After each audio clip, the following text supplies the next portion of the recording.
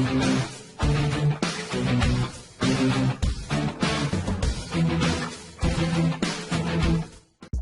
politik balik kanan antara Prabowo dan Surya Paloh. Dengan sedikit kilas balik, kita tentu masih ingat panggung politik nasional sempat geger usai gelaran Pilpres tahun 2019. Adalah Prabowo Subianto tervonis biang keladi kegemparan itu.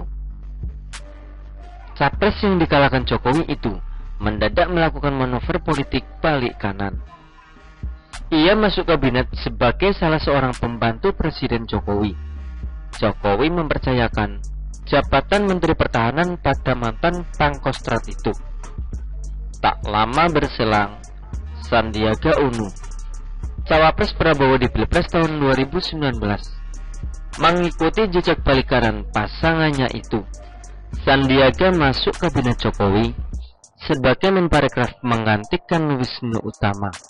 Alasan klasiknya adalah mereka berdua hendak menyumbangkan tenaga dan pikirannya untuk bersama-sama membangun negeri ini. Terdengar logis, idealis, dan amat patriotis. Namun dibalik semua itu, pasti selalu ada dimensi politis dalam perilaku seorang politisi. Tapi tentu saja, kedalaman dimensinya sesuai dengan daya persepsi masing-masing pengamat. Saya pribadi menilai Prabowo sudah lelah beroposisi. Selain itu, ia nampaknya juga sudah tidak percaya lagi dengan kekuatan dan pengaruh kelompok-kelompok sayap kanan di panggung politik nasional. Terbukti dukungan mereka selama ini tetap tidak mampu membuat Prabowo mengalahkan kedikdayaan Jokowi.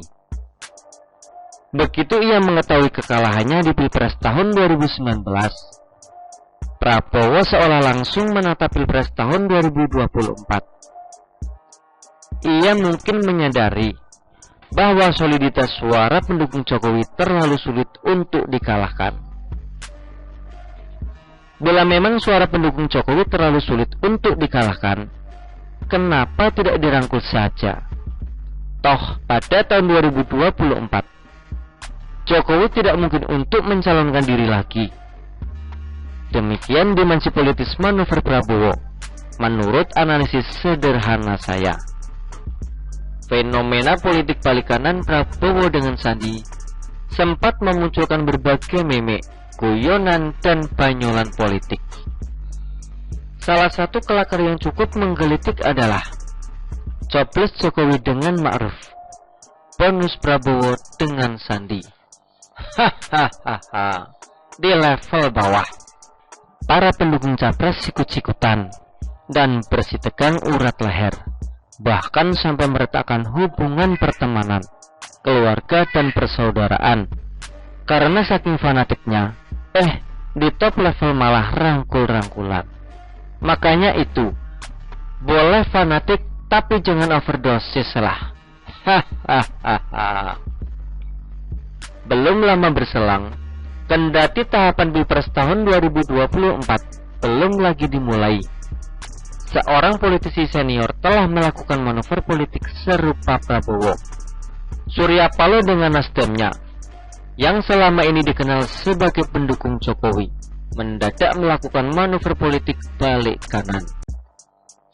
Lelaki berwak itu secara resmi nekat mendeklarasikan Anies Baswedan sebagai capres yang diusung Nasdem.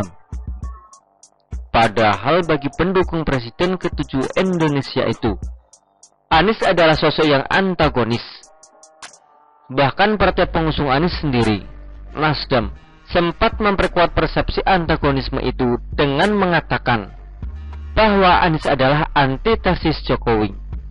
Sosoknya juga dikenal luas sebagai bapak politik identitas dan tokoh pujaan para pembenci Jokowi.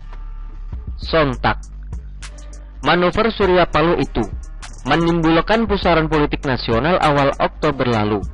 Periode kedua pemerintahan Jokowi sendiri baru berakhir pada bulan Oktober 2024. Tapi Paloh sudah berani berpaling dari Jokowi.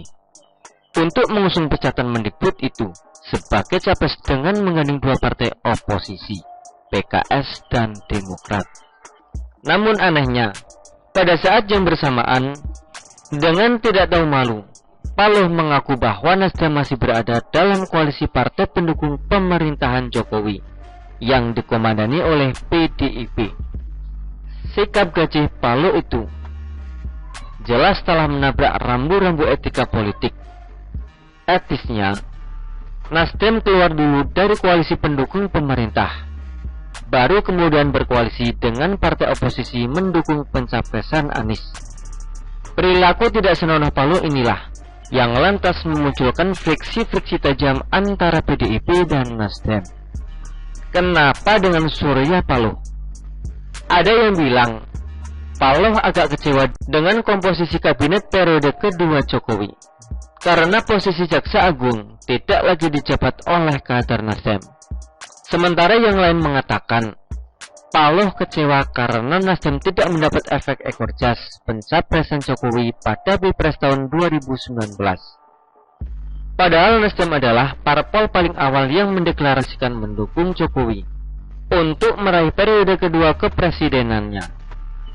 Sebagai seorang politisi senior sekaligus pembisnis ulung, pastilah Paloh sudah melakukan kalkulasi politik secara matang. Kendati langkahnya mencapreskan Anies terlihat seperti pertaruhan besar yang konyol, namun menurutnya hal itu akan menguntungkan diri dan partainya. Makanya dari itu, dia sampai hati mengorbankan dukungannya pada Jokowi selama ini. Tapi apa yang terjadi? Setelah Nasdem mencapreskan Anies, beberapa survei malah menunjukkan elektabilitas Nasdem menurun. Justru PKS dan PD yang nampaknya mendapat keuntungan elektabilitas dari pencapresan Anies ini.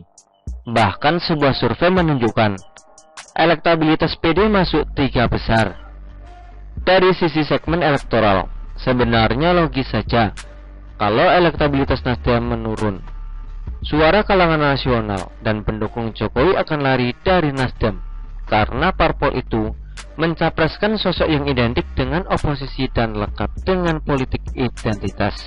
Sementara suara pendukung oposisi selama ini telah cukup solid bertengger pada PKS dan PD, dan rasanya sulit untuk beralih ke Nasdem karena partai besutan Paloh itu telah lama dikenal publik sebagai pendukung pemerintah.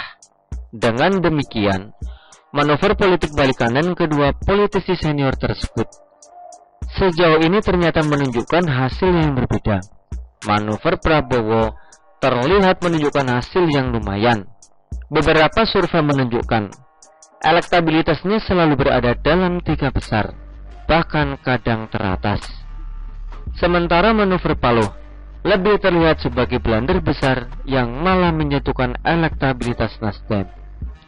Kendati demikian, Pilpres tahun 2024 nanti yang akan menjadi ajang pembuktian formal politik balik kanan siapa yang berhasil, Prabowo atau Paloh. Begitulah kura-kura. Artikel ini diambil oleh siwo.com dan ditulis oleh Giwi Jetsono. Bagaimana menurut Anda?